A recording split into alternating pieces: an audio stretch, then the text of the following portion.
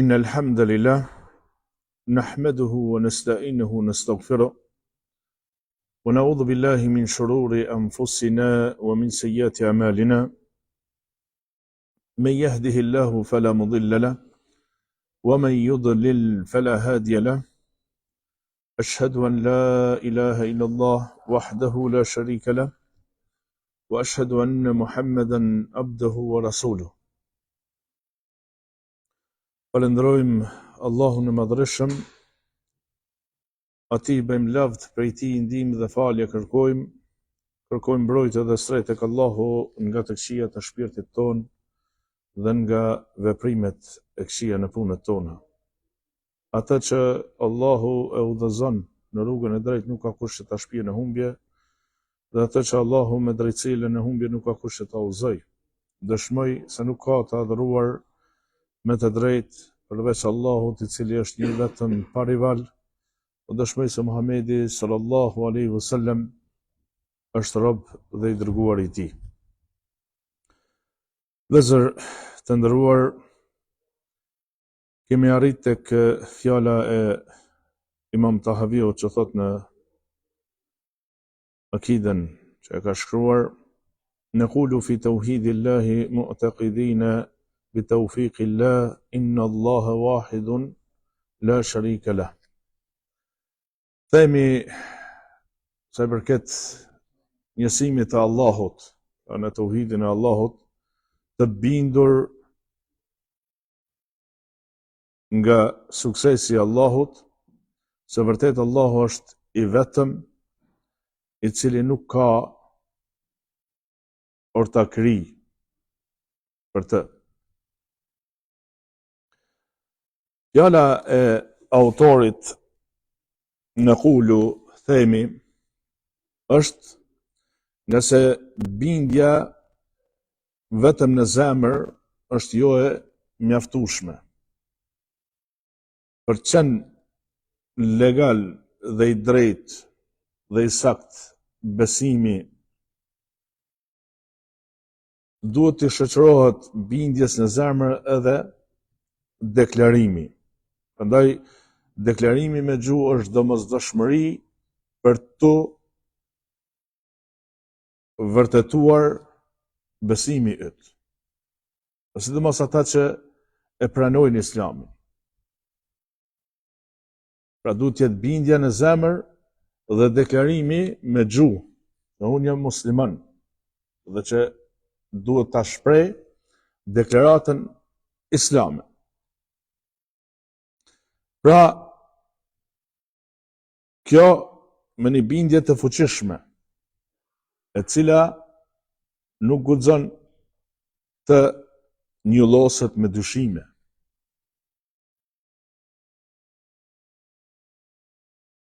Pra, besimi i drejt, i shëndosh, nuk lën vend dyshimit, hamendësimit.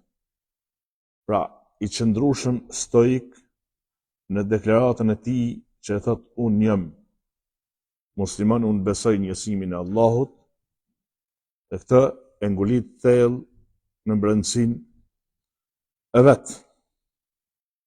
Me suksesin e Allahut, bi taufiqillah.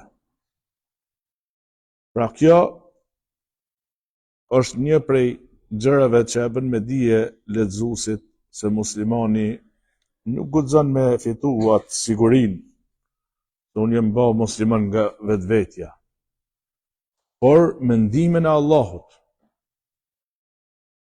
Dhe suksesi është në dorën e Allahut.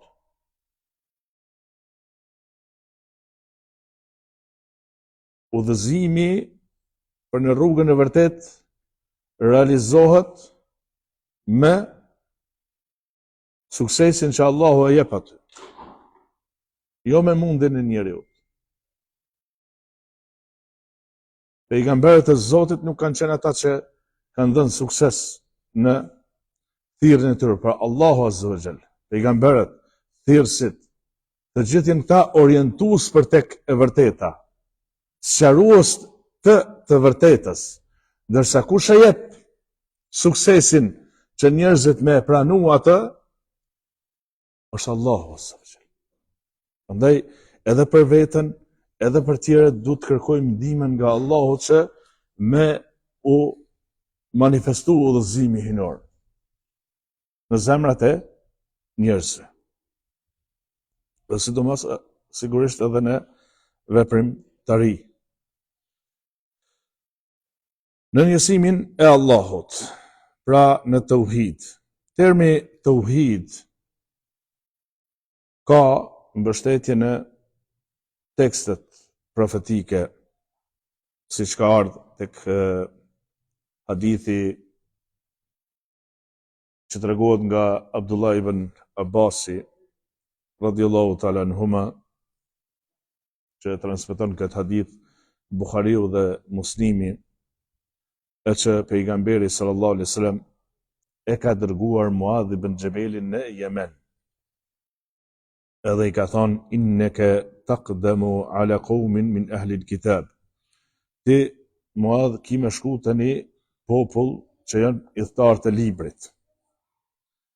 Falyakun awwala ma tad'uhum, dhe tjetë gjëja parë që ti ki me i thirr ata, ila an yuwahhidu Allah ta'ala, që ata me njësuhu Allahun e lartësuar.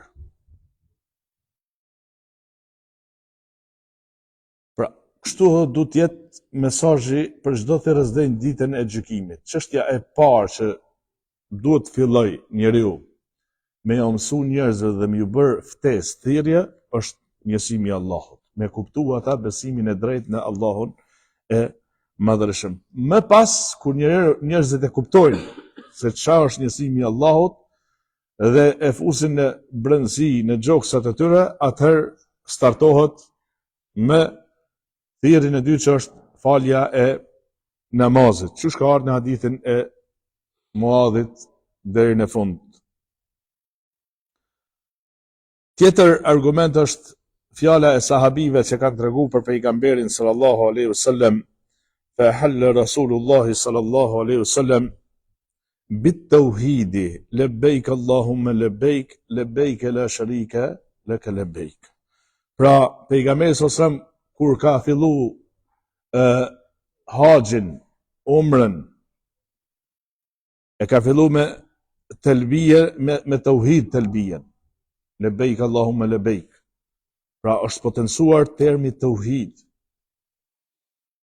Dhe kur jemi te tauhidi, njësimi i Allahut azza wa jall, ky është obligimi i parë. Pra vetëm e kuptuam tek hadithi i Muadhit që pejgamberi sallallahu alaihi wasallam i tha awwal ma tad'uhum, që ja parë që ti kimi me i thirr ata, që kimi ju kallëzu se çka obligimi i parë për ta. Është me njësu Allahun azza wa jall. Ky është obligimi i parë. Prandaj ahlul kelami, bidatxhinjet, çka kanë thonë? Është interesant te librat e akidës së tyre, që flasin për besimin. Çdo sa ne kanë metoda e tyre është kundër metodës kuranore dhe profetike. Ma në men mirë këtë.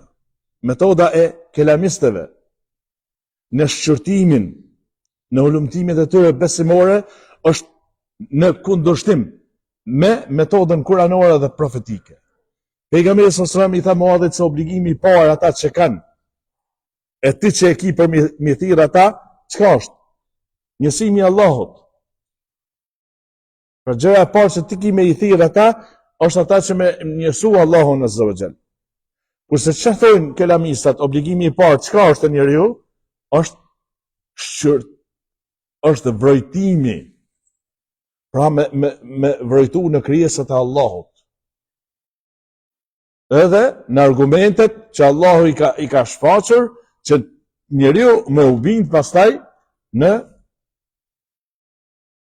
Zotin që ekziston. Por shumica e njerëzve besojnë që ekziston Allahu. Dhe ne Ehlusuneti nuk themi që nuk është e drejtë që njeriu me vështruar dhe me analizuar në argumentet krijuese që Allah i ka kriju në krijimtari dhe në argumentet e shpalljes së tij. Kjo është bile e kërkuar që njeriu me vrojtu, me analizu, dhe përmes këtij vrojtimi e shton imanin e tij, besimin e tij, bindjen e tij. Disa kanë shkuar edhe më keq. Man devim. Çka kanë thonë? Obligimi i parë është dyshimi. Subhanallah. Dyshimi është kufër. Pra mas pari njeriu me dyshu, pastaj me u bind. Kjo është devijim. Prandaj obligimi i parë është njësimi i Allahut azza wa jall. Është tauhidi, obligimi i parë. Kur jemi te tauhidi, dietarët tauhidin e kanë ndarë në kategori. Më i njohuri është ata që e kanë ndarë në 3 kategori tauhidin. Tauhidi rububia, pra njëshmëria e Allahut në krijim, për me besu që vetëm Allah është krijuesi, sunduesi, sistematizuesi, rregulluesi. Tauhidi kategoria e dytë, tauhidu asma wa sifat, pra njësimi i emrave dhe cilësive të Allahut. Dhe kategoria e tretë, tauhidul ibada, njësimi i Allahut në adhurim. Disa dietar për ehli sunetit e kanë ndarë në 2 lloje tauhidin. Dhe e para tauhidi fil ma'rifa wal ithbat, pra njësimi në njohje dhe pohim. Dhe kategoria e dytë tauhidul fil qasd wat talab, pra njëshmëria në qëllim dhe në kërkesë. Dhe në tauhidin në llojin e parë hyn tauhidi rububia dhe asma wa sifat. Pra tauhidi njësimi i Allahut në njohje, pra me njoft Allahun që është krijuesi vetëm, me besu atë, dhe në pohim, me i pohu emrat që i ka pohu Allahu në shpalljen e tij, qofshin ajete apo hadithe, dhe me i pohu gjithashtu gjitha cilësitë që Allahu i ka pohu në Kur'an dhe pejgamberi sallallahu alaihi wasallam në hadithet e sakta.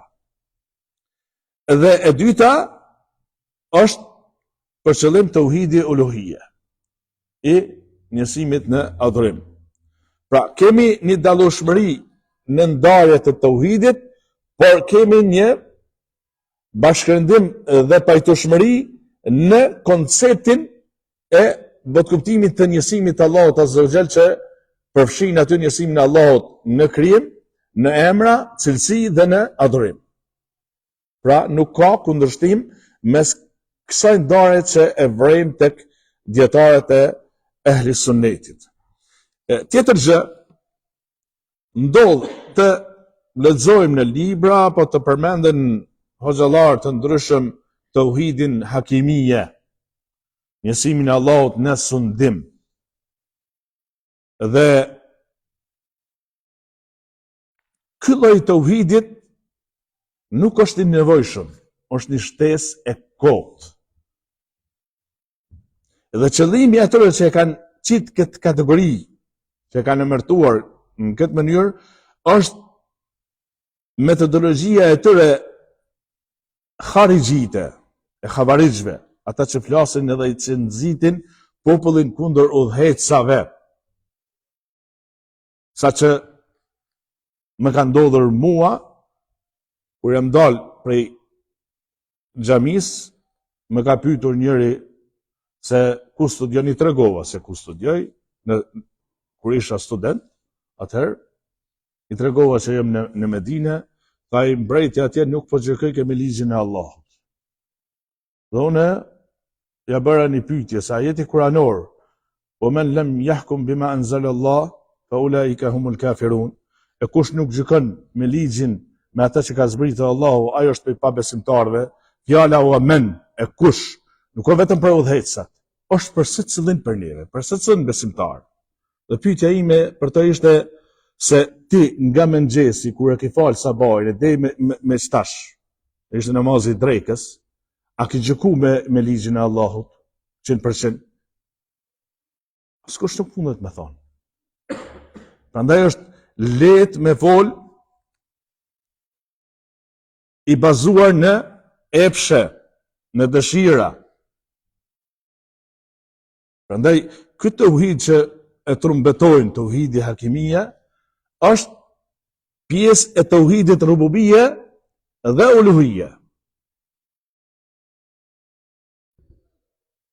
Dhe nuk kemi nevojë për këtë ndarje përderisa ky ngërthehet në këto dy lloje të tauhidit. Në një aspekt është tauhid rububie që ka lidhje me Allahun. Kush është gjykuesi, gjykatësi i vetëm? Është Allahu azza wa jall. Dhe në aspektin e veprimit që ka të bëj lidhshmëri me robin, që robi është i obliguar nga ana e Allahut që jetën e tij ta bëj në pajtueshmëri me vendimet hyjnore. Dhe këtu hyn ky lloj tauhidit në tauhidin uluhia. Prandaj nuk kemi nevojë për këto gjëra që qëllimi i tyre është tamam ta manifestojnë metodologjinë e xhavarizhve, por me manipulime para xhamatit që nuk ka njohuri të sakta në lidhje me tauhidin siç e shqyrton metoda e ehli sunetit dhe xhamatit. Tjetër çështje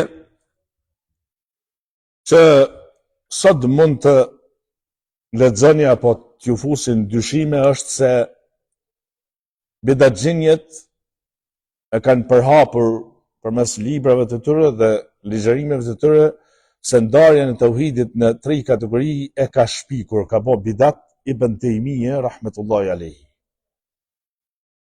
Dhe Sheikhul Islam Ibn Taymija, siç e kemi përmend, është prej imamëve të mëdhaj të ehli sunetit. Dhe për luftuesave të mëdhaj që e ka luftuar bidatin. Dhe sa është e drejtë kjo akuzë që ata kanë shpikur që dhe thonë se Ibn Taymija e ka ndarë tauhidin i pari në 3 kategori, kjo nuk qëndron. Nëse ka plot dietar para Ibn Taymijas rahmetullahi alayhi që e ka ndarë tauhidin në 3 kategori. E kemi Imam Tabariun në tefsirin e tij, që është shumë shejku i para Ibn Taymijas rahmetullahi alayhi. Pastaj e kemi Ibn Battën, Ibn Menden, Ibn Abdul Barrin, e dietar tjerë. Dhe bidatxhinjet nuk janë dalur me kaq.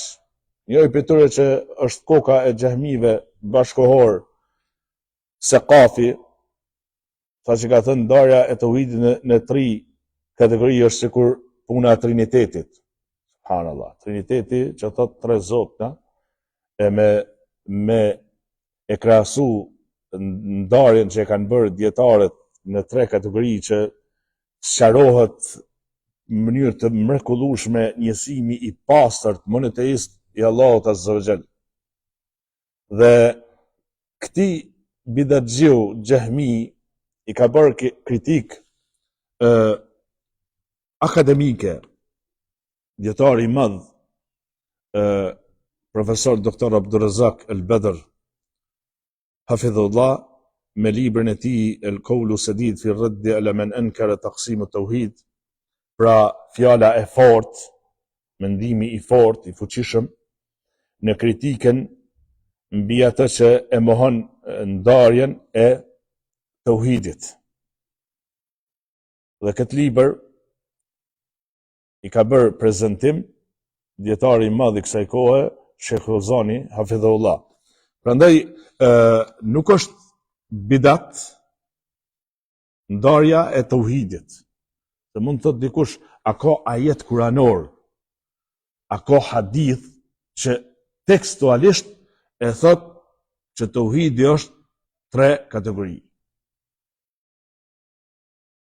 A ka ajet apo hadith që bëhet ndarja e farzeve të namazit në mënyrë tekstuale, e abdesit e kështu me radhë. Por të gjitha obligimet që shqyrtohen se çka janë brenda namazit, apo abdestit, apo gusullit, të gjitha kanë mbështetje në tekstet e shpalljes. Edhe ndarja e tauhidit ka mbështetje në tekstet e shpalljes. Pra, vetëm nëse e marrim surën El-Fatiha, argumenton qartë mbi këtë ndarje të tauhidit në 3 kategori që janë.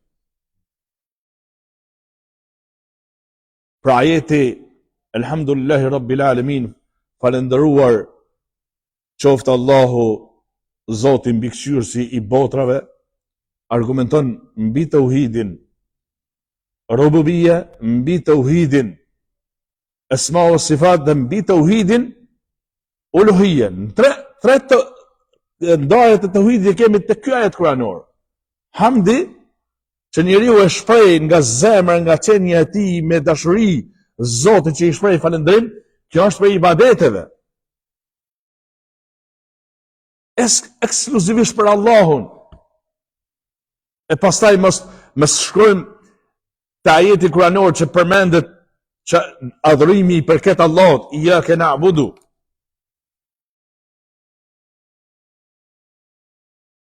Pra, këndarja e tauhidit në 3 kategori ka mbështetje të qartë në Kur'an dhe në sunet e pejgamberit sallallahu alaihi wasallam.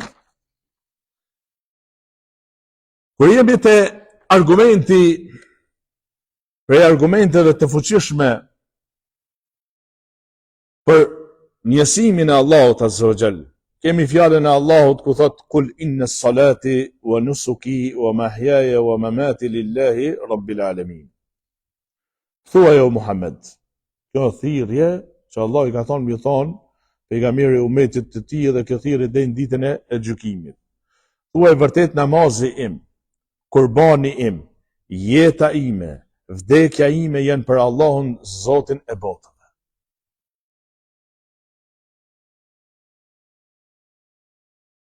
Pra namazin që e bën për Allahun, kurbanin dhe bën për Allahun. Sa njëri sot në udhubillah, kur të vjen Shëngjergji apo Sultan Nevruzi, këto festat e kufrit, që nuk janë për Islamit, sa kurbanin e prejnë për tyrbet e tyre, jo për Allahun. Jeta, ti si musliman duhet me bëj jetën duke qenë shërbim ndaj krijuesit tënd. Po dhe vdekjen duhet me menu që me vdek si musliman. Se është urdhën hinor. Shpesh pejgamberi sallallahu alaihi wasallam këtë ajet e ka lexuar gjatë ligjërimeve të tij. Ja ayyuhalladhina amanu. O ju të cilët keni besuar, keni frikë Allahun me një frikë të sinqert. Ittaqullaha haqqa tuqatihi. Pra friksoni Allahut me një frikë të sinqert. Wala tamutunna illa wa antum muslimun. Pra dhe mos vdesni ndryshe vetëm se duke qenë musliman. Pra dhe vdekjen njeriu duhet me këshir, me lutë Allahun, në Allah na mundsot që fjala e fundit me qenë fjala la ilaha illallah. Pra tër shtetimi im në këtë botë duhet të jetë për Allahun, Zotin, krijuesin, mbikëqyrësin e botëve. La sharika la, ai nuk ka ortakëri, nuk ka për të idhujtari. Çdo idhujtari ajo është e kotë. Zoti është i vetëm.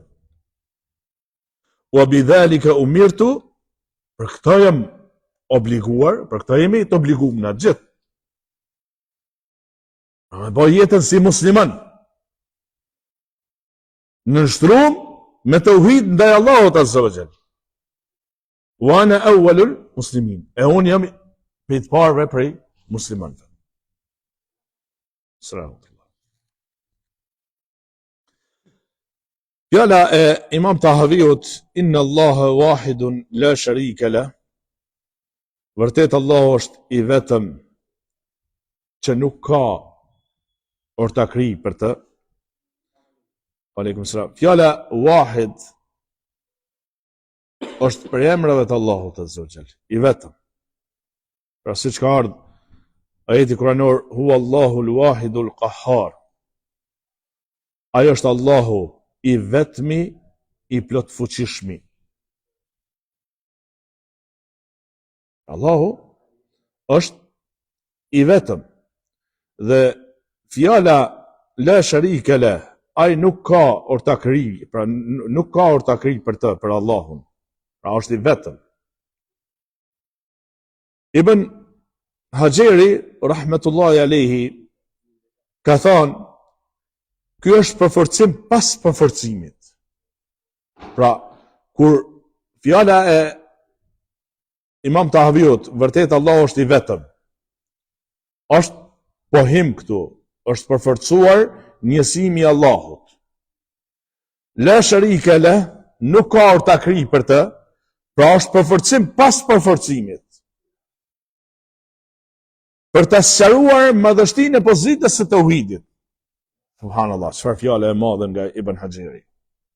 Përforcimi pas përforcimit në këtë tekst të akidës tahavije që është përmendur, pra është për të sqaruar madhështinë e pozitës së tauhidit. Prandaj, njeriu kur i lexon këto tekste që shfaqet në kaq mënyrë madhështore njësimi i Allahut, dhe ka plot njerëz që i lexojnë duke mos medituar dhe ende vazhdojnë me veprimtarinë e tyre të brendshme dhe manifestuese me pamjen e jashtme, duke e kundërshtuar tauhidin.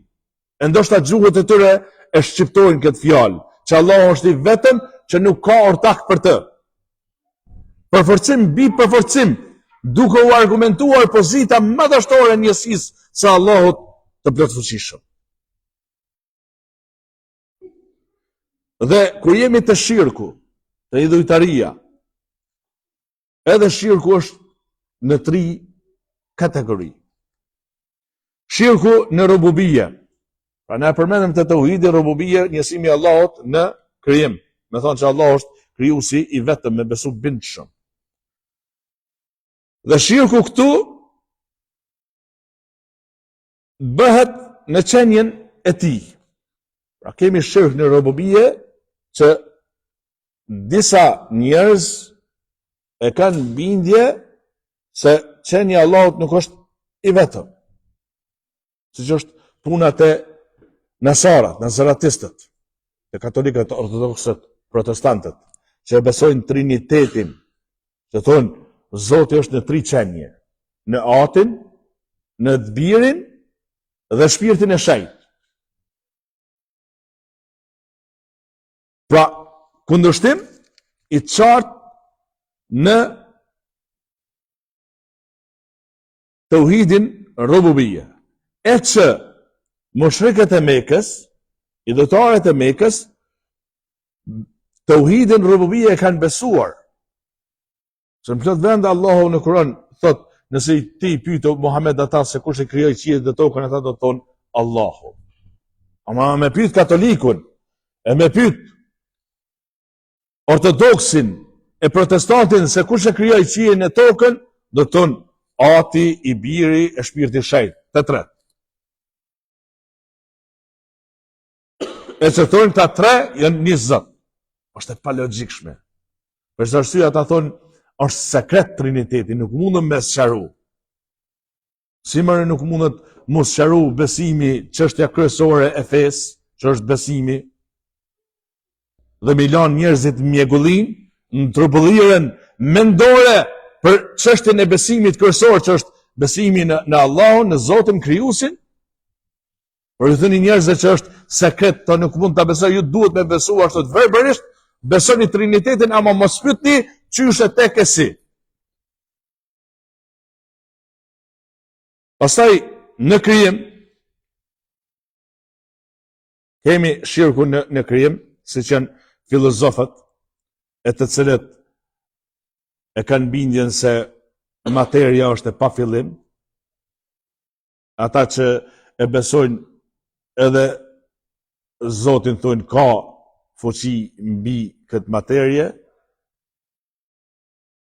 Pra e pohojnë. Edhe Zotin e pohojnë edhe materin, si thonë është e pa fillim, pra bëjnë një shirk në krim. I kemi edhe kaderit prej sekteve që adresohen islamit, e të cilët e mohojnë kaderin, e thonë njeriu vetë i krijon veprat, jo që Zoti ka kriju veprat. Pra, pastaj kemi shirk në urdhër hynor. Pra, kush është ai që bën diçka të obliguar dhe diçka të ndaluar? Është Allahu Azza wa Jall. Në momentin kur njeriu thotë edhe unë jam që bëj diçka halal e bëj diçka haram, ky atëherë ka bosh shirk në rububie. Ka ndërhyrë në kompetencat e Allahut Azza wa Jall. Shirku në emrat dhe cilësitë e Allahut Azza wa Jall. Pra ndodh kur njeriu emrat që i përkasin Allahut i thot bën edhe për krijesat. Cilësitë e Allahut që janë përsosura ja jep krijesave. Ktu kemi pra shirk në esma dhe sifat. Shirku lloji i tretë në adhurim. Pra shirku më i përhapur tek njerëzit dhe betejë kryesore mes profetëve dhe popujve të cilët është dërguar ai profet. Se cili profet i Zotit? I dërguar i Allahut, këtu më shumë ti ka qenë betejë të tauhidi al-ibada. E që popujt cilët janë dërguar këta pejgamber kanë bërë më shumë të shirk në tauhidin uluhia.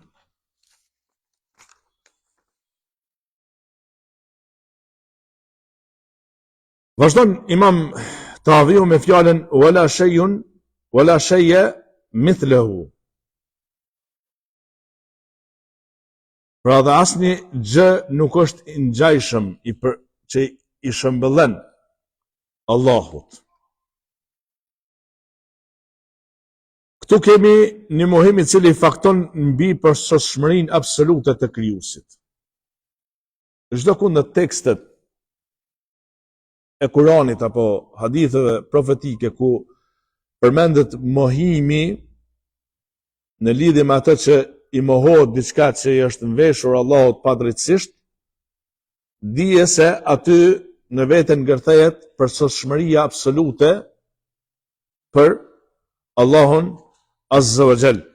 Dhe në këtë kontekst fjala e Imam Tahaviut që ka thënë dhe asnjë gjë nuk është i ngjajshëm me të, është fjala e Allahut Azza wa Jall, lejse kemithlihi shay'un wa huwa as-sami'ul basir. Asnjë sen nuk i përgjason Allahut, ai është gjithë dëgjuesi dhe gjithë shikuesi.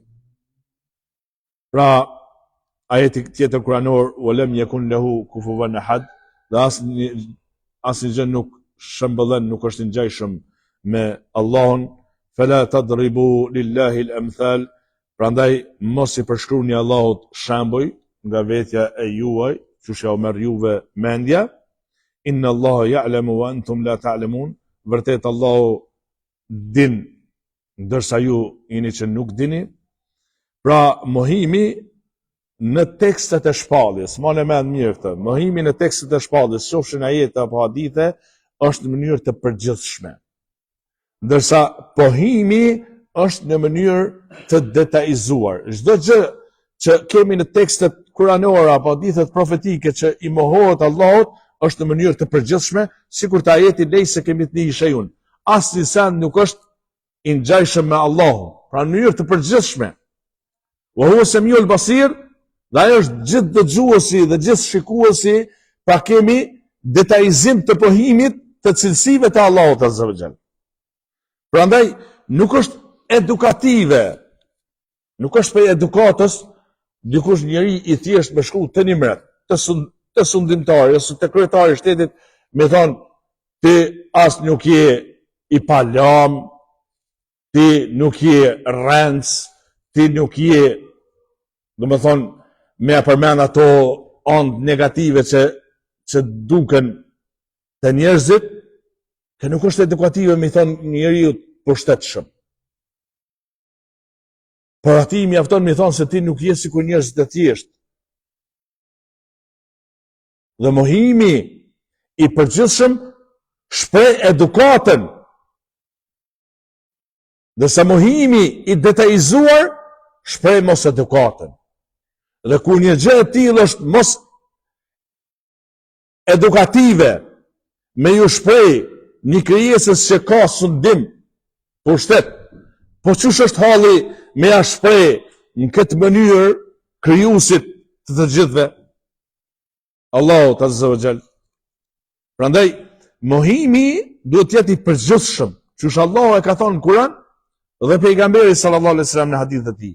Ndërsa pohimi në raport me emra dhe cilësitë e Allahut Azza wa Jall duhet të jetë i detajizuar ashtu siç Allahu e ka përmendur në Kur'an dhe pejgamberi sallallahu alaihi wasallam në hadithet e tij. Pra bidaxhit e bëjnë të kundërtën. Bidaxhit rishtimtar e bëjnë të kundërtën. Mohimin e detajizojnë, ndërsa pohimin e përgjithsojnë. Në kundërshtim me metodën kuranore dhe profetike. Siç u tham në fillim të ligjratës, që kelamistët në shërtimet e çështjeve besimore, metoda e tyre është kundërshtim me metodën kuranore dhe profetike. Ndërsa Ahlusuneti metodologjinë në çështjen trajtimin e çështjeve besimore e ka metodologji kuranore dhe profetike. Edhe argumentet logjike argumentojnë mbi këtë gjë si krijesa me mangësi të jetë e njëjtë me të përsosurin, është e pamundshme. Pastaj krijesa është e mundshme të ekzistojë dhe të mos ekzistojë. Ndërsa Allah është i përsosur, i pa fillim dhe i pa mbarim. Prandaj kjo është një kritik logjike kundër atyre që e përgjasojnë Allahun me krijesat. Prandaj në gjërat që janë të veçanta për Allahun nuk ka ortakëri. Pra gjërat që janë specifikuar në tekstet e shpalljes veçantë për Allahun, aty nuk ka ortakëri. Njerëzit mund të bëjnë ortakëri, pa ajo është ortakëri e kotë, e dënueshme nga drejtësia hyjnore. Pra Allah është i pastër, i përsosur. Pra këtu kemi kritik ndaj përgjasuesve dhe mohuesve. Pra përgjasues ata që e përgjasojnë Allahun. Pra Allahu vetës i ka përshkruar dorën në Kur'an. Ne nuk guxojmë me thonë dora e Allahut është sikur e krijesave. Ky është përgjasim. Momentin kur njeriu thot dora e Allahut është si e krijesave, ky është përgjasim dhe ky është kufër. Po nuk guxojmë as me thonë se Allahu nuk ka dorë, se Allahu ka thonë për veten kam dorë. Dhe në momentin kur ti thu nuk ka dorë Allahu, ti ke mohu atë që Allahu e ka pohuar për veten e tij. Prandaj ne nuk guxojmë i dhon me thonë se kështu është kjo cilësi që është përmendur në Kur'an për Allahun në këtë mënyrë është. Naudhu billah. Ne e lojmë ato në dijen e Allahut Azza wa Jall. Po ne e pohojmë ato që ka pohuar Allahu për veten e tij dhe pejgamberi sallallahu alaihi wasallam me gjuhën e tij të bekuar që e ka pohuar për krijuesin e tij. Pra, kanë devijuar këto dy grupe, edhe ata që e përgjasojnë Allahun me krijesat, po edhe ata që i mohojnë cilësitë e Allahut Azza wa Jall. Fjala e Imam Tahaviut, wala shay'a yu'jizuhu, asnjë gjë nuk është e pamundur për të. Pra këtu është pohimi i tauhidit rububiyya. Dhe argument për përshtatshmërinë e fuqisë, forcës dhe mjaftueshmërisë së Allahut Azza wa Jall. Pra Zoti i madhreshëm është i fuqishëm, asnjë sen nuk mund e pengon atë. Argument për të është fjala e Allahut: "Wa ma kana Allahu li yu'jizahu min shay'in fi as-samawati wala fi al-ard, innahu kana aliman qadira."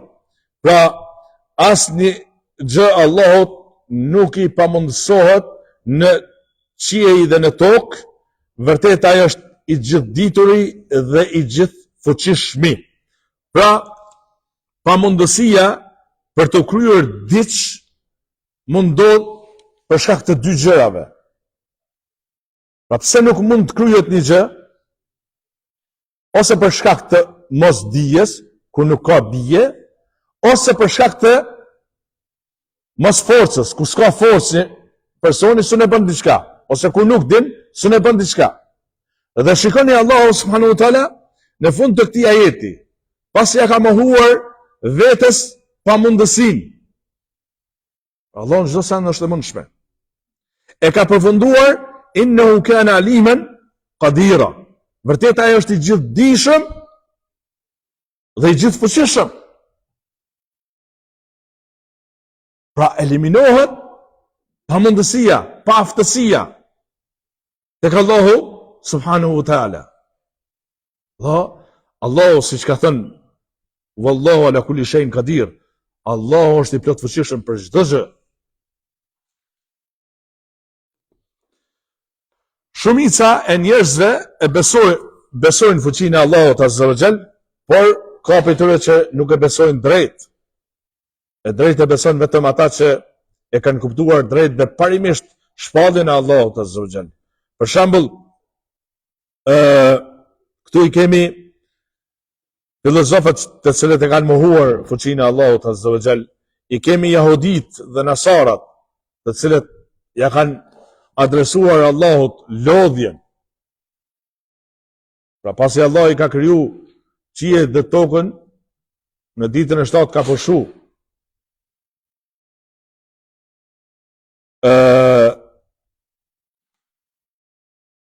Dhe ky besim që Allah është i plot fuqishëm dhe paaftësia dhe jo mundësia nuk e takojnë madhërisë së tij, se ai është i gjithdijshëm dhe i gjithpushtetshëm e i gjithfuqishëm, pra lën gjurmë s'ka shpesh pozitive të besimi i njeriut, i muslimanit. Muslimani kur e ka parasysh se Allah është i gjithdijshëm, i gjithfuqishëm, ai mbështetet sigurt tek Allahu Azza wa Jall. Dhe sa më e fuqishme mbështetja që është tek robi, që ai mbështetet tek Allahu Azza wa Jall, devotshmëria e tij është më e fuqishme. Adhurimi që ai e bën ndaj Allahut është më motivues, me përkushtim më dinamik. Pra gjithmonë kur në kujtesën e tij është se Allah është i gjithdijshëm, i gjithfuqishëm, dhe me cilësi tjera që Allah i ka përmend në Kur'an. Dhe fjala e Imam Tahaviut që thot wala ilaha ghayru, pra e nuk ka të adhuruar përveç ti, pra sqarimi i fjalës ilah, emri Allahut ilah, i adhuruari. Esharit dhe maturidit, shumë prej tyre, jo të gjithë, i kanë dhënë kuptim fjalës ilah, emrit të Allahut ilah, i plotfuqishëm për krijim. Dhe këtu kanë devijuar kur e kanë komentuar fjalën la ilaha illa Allah, se nuk ka krijues përveç Allahut. Kjo është kuptim devijant. Maturidiu, imami i maturidive, në tefsirin e tij te Uilatul Kur'an, në vëllimin e 13-294 faqe, kur e komenton ajetin e 8 të surës së Duhan, nuk ka të adhuruar me të drejtë përveç tij, thot bukur e komenton, tamam çysh e komenton Ehli Sunneti. Ama shumë për maturidive që e kanë këto imam, nuk e pasojnë. Dhe fjallën ila nuk e komentojnë me ma'bud i adhuruar, por kryus. Maturidiu i ka thonë kuptim të drejt, emrit Allahut ila. A i thot, pra, si kur ta thot, nuk ka të adhuruar që meriton adhurimin përveç ti, nga se el ila, do me thonë el ma'bud, kjo si pas arabëve. Thonë, ata arabët, gjohtarët arab, nuk e meritojnë adhurimin këto që ju i adhuroni. Pra, Lati, Uzaj, Menati edhe njerëz tjerë që kanë bo të adhurum. Por meritor për adhurim është ai që nuk ka tjetër përveç tij, pra Allahu. Kjo fjala e Maturidiut në tefsirin që e përmend tek ajeti i 8 i surës Duhan.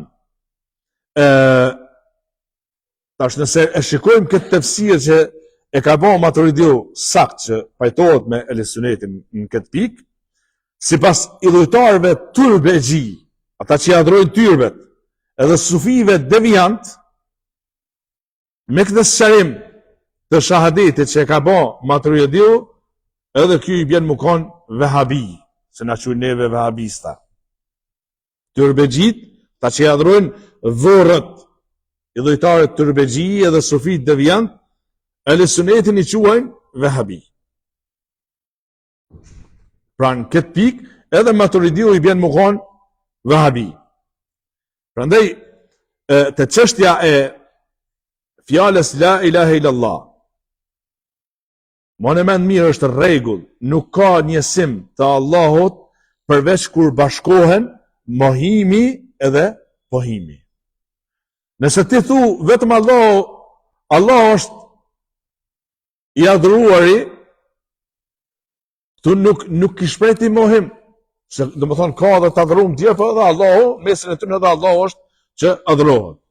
Po gjithsesi, në çështjen për mu manifestu drejt, njësimi i Allahut është me u shfaq mohimi edhe pohimi. Të dyja këto me u bashku, nga sa Allahu në Kur'an e ka bashkuar edhe pejgamberi sa në hadith, zatën vetë fjala la ilaha illallah, ngërthen në vete mohimin dhe pohimin. La ilahe nuk ka të adhuruar, është pohim. Illa Allah, përveç Allahut, është pohim. Por se kjo fjalë, për me kuptu të mën drejt, la ilaha illallah, është la ma'budun bi haqqin illa Allah. Nuk ka të adhuruar me të drejt përveç Allahut. La ma'buda bi haqqin illa Allah. Pra nuk ka të adhuruar me të drejt, me merit përveç Allahut të plot fuqishëm. Pra sot ndodh subhanallahu që njëri babaki jo që e ka memorizuar Kur'anin, po i ka memorizuar ndoshta 10 ajetet e Kur'anit, edhe ende nuk e ka kuptuar, edhe është ignorant në raport me fjalën e mirë, me fjalën la ilaha illallah. Dhe një prej mësimeve që na lexonte në Tauhid, Sheikh Abdulrazak Al-Badr, na tregonte një bisedë që ka pas me një nga Egjipti, edhe ka hyrë duke diskutuar me të çështjen e tauhidit, njësimit të Allahut Azza wa Jall. Edhe tha nuk kam dalë jashtë ajeteve kuranore duke sjellë vetëm ajetet kuranore duke ja shtjelluar e elaboruar në mënyrë të qartë çështjen e njësimit të Allahut, çështjen e tauhidit uluhia, fjalës la ilaha illallah. Dhe në fund, kur e përfunduam bisedën e ngrohtë me të, më kthye dhe më tha, unë gjitha këto ajete që ti mi sqarove dhe më argumentove mrekullueshëm, bukur, çështjen e njësimit të Allahut Azza wa Jall. Unë shumë herë i kam lexuar këto, i di përmend këto ajete kuranore, po kur në jetën time nuk kam medituar në këtë mënyrë që ti ma shtjellove. Subhanallah, sot plot njerëz gjën që e lexon Kur'anin, e memorizon Kur'anin, por nuk e kthjell mendjen për me kuptu mesazhin që e kërkon Allahu përmes atyre ajeteve kuranore. Prandaj, mushrikët, ma në mend, mushrikët në kohën e pejgamberit sallallahu alaihi wasallam dhe muslimanët kanë qenë në pajtueshmëri me kuptimin e drejtë të fjalës la ilaha illallah. Edhe muslimanët kanë thonë se fjala la ilaha illallah ka thënë se adhurimi i vërtet është vetëm për Allahun, ndërsa adhurimet tjera që i bëhen idhujve janë të kotë. Njëjtë e kanë kuptuar edhe mushrikët e Mekës. Kanë thonë çështu të ka kuptimin fjala la ilaha illallah. Ama muslimanët e kanë pranuar, ndërsa mushrikët e kanë refuzuar. Se kanë pranuar. Ama se kuptimin e ka në këtë mënyrë, si që përmendëm e potencuam, po kanë thënë. Kështu është. Zotën për të arsye kanë luftuar. E sot ndodhë që njerëzit kanë edhe titull shkencor, edhe ende nuk kanë arrit me kuptu fjalën la ilaha illallah, ashtu që kanë kuptuar muslimanët e parë dhe mushrikët, cilët e kanë kuptuar drejt, por nuk e kanë pranuar. Prandaj, rregull, pohimi pas mohimit. Që shka ardhë në fjalën la ilaha illallah. Se në fjalën la ilaha illallah, në fillim ka ardhë mohimi, pastaj pohimi. Pra pohimi pas mohimit është argumenti më madhështor në pohim, se sa pohimi i theksuar pa mohim.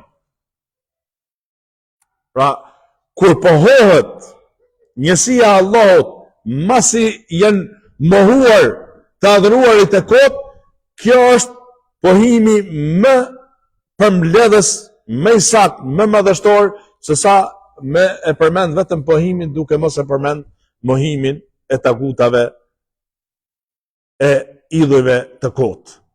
Prandaj thirrja e gjithë pejgamberëve të Allahut, të plotfuqishëm, ka qenë në njësimin e Allahut, duke i mohuar të adhuruarit e kotë, e duke pohuar që adhurimi është meritor vetëm për Allahun.